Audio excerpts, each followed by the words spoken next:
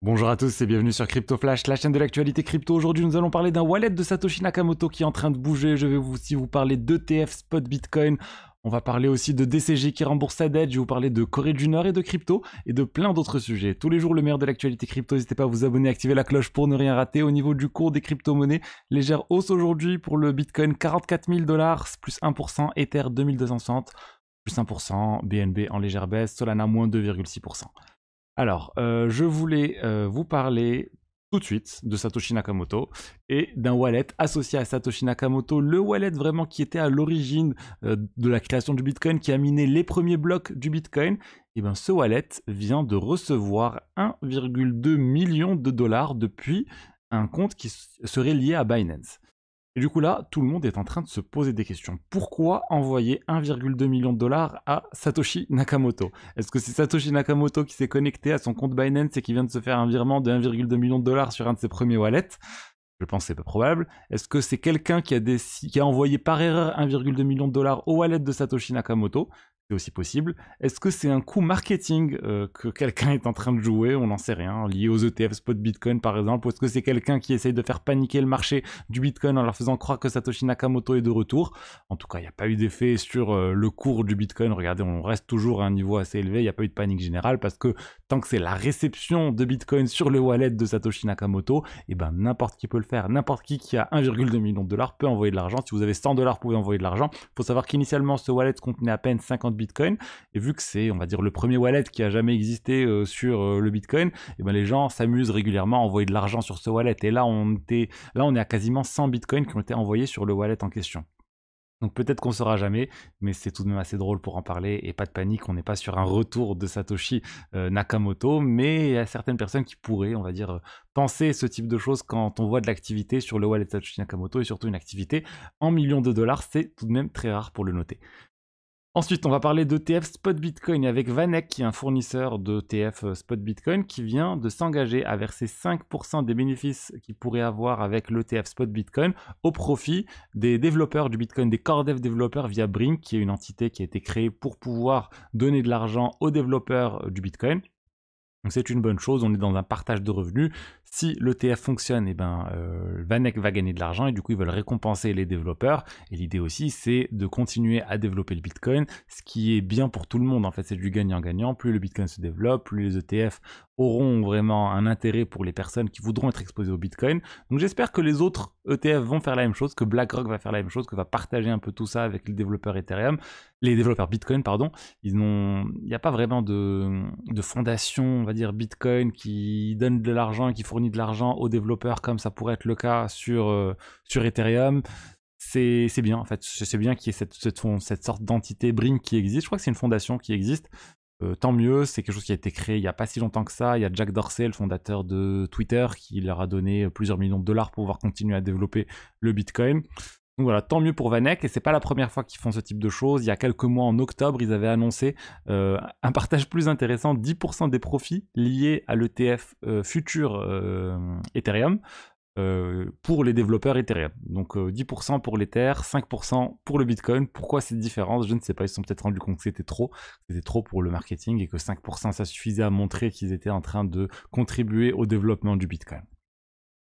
Ensuite, on va rester sur les ETF spot Bitcoin avec une timeline qui s'accélère.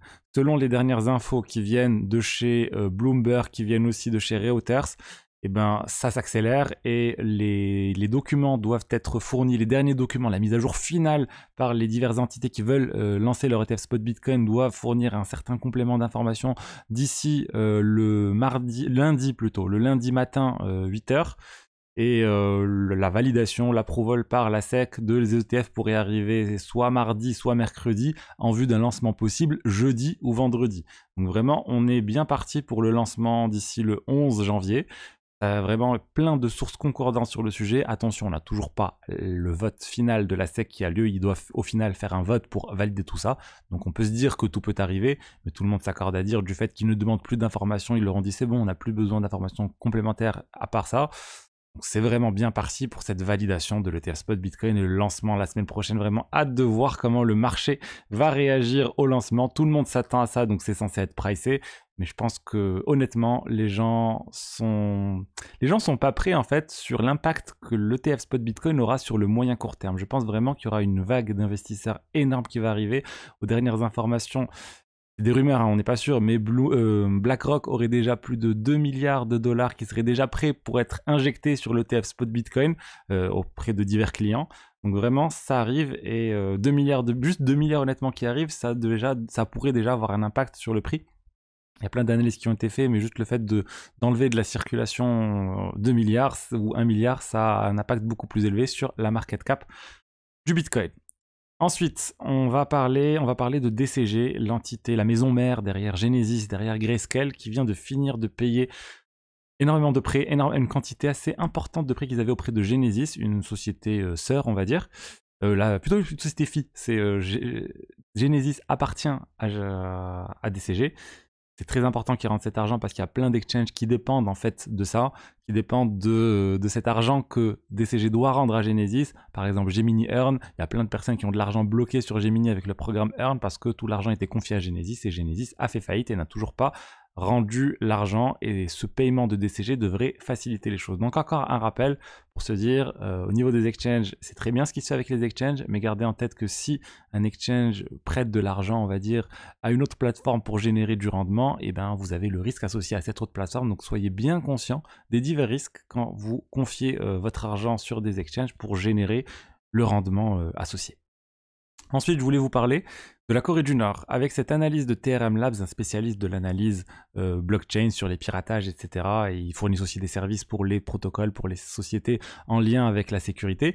Ils ont fait une analyse comme quoi sur l'année 2023, eh ben, la Corée du Nord était responsable de 600 millions de dollars de piratage, liés à des piratages. Il faut savoir que c'est moins que l'année d'avant, on était à environ 800 millions de dollars, et ça fait sur 6 ans, ils auraient récolté 3 milliards de dollars liés à tout ça. Il faut savoir que les piratages qu'ils font, c'est souvent des piratages qui se rapprochent assez des piratages issus du monde du Web 2. On n'est pas souvent sur des piratages liés à des smart contracts ou autres, on est plus sur des compromissions de clés privées via envoi de mails de phishing à des utilisateurs en leur faisant miroiter des offres d'emploi avec des salaires très élevés. Vraiment, ils jouent sur la personne et ça marche bien pour eux. Après, ils sont aussi très méthodiques, on va dire, sur l'aspect ensuite blanchiment d'argent, transfert des fonds, c'est très réglé, ils paniquent pas du tout. Ce qu'on peut voir quand des pirates amateurs, on va dire, s'amusent à pirater un smart contract, ensuite ils savent pas comment faire, ils laissent l'argent sur les smart contracts, etc. On voit pas ce type de choses avec les piratages qui sont attribués à la Corée du Nord. Encore une fois, c'est une attribution, l'attribution c'est quelque chose de difficile. Les sociétés sont spécialisées dans ce type de choses, mais voilà, moi ça me semble honnêtement plutôt crédible de faire ce chose vis-à-vis de la Corée du Nord. Ils ont peur de rien. Ils font ces piratages et ensuite ils récoltent l'argent. Ils se disent ensuite qu'avec cet argent, il y a d'autres choses qui sont réalisées liées à l'armement. Ils investissent sur d'autres programmes nucléaires ou autres. Ça, encore une fois, je ne suis pas un spécialiste de la Corée du Nord, mais voilà, c'est vrai qu'ils étaient déjà très actifs initialement dans les piratages liés au monde du Web 2, et là ils sont de plus en plus impliqués sur le Web 3 parce que c'est là où il y a le plus d'argent à se faire avec un piratage. On rappelle, le piratage qu'ils avaient eu sur la Ronin blockchain, c'était dans les 600 millions de dollars. Donc, en restant aussi sur la sécurité, je vous rappelle qu'il y a mon webinaire Comment sécuriser sa seed phrase. Vous pouvez vous inscrire, vous avez le lien dans la description. C'est bientôt. Et ben c'est tout ce que j'avais à vous dire aujourd'hui sur les diverses actualités crypto. J'espère que le contenu vous a plu. Si c'est le cas, n'hésitez pas à liker, à commenter, à vous abonner. Et je vous dis à demain pour la suite et je vous souhaite un bon dimanche. Au revoir.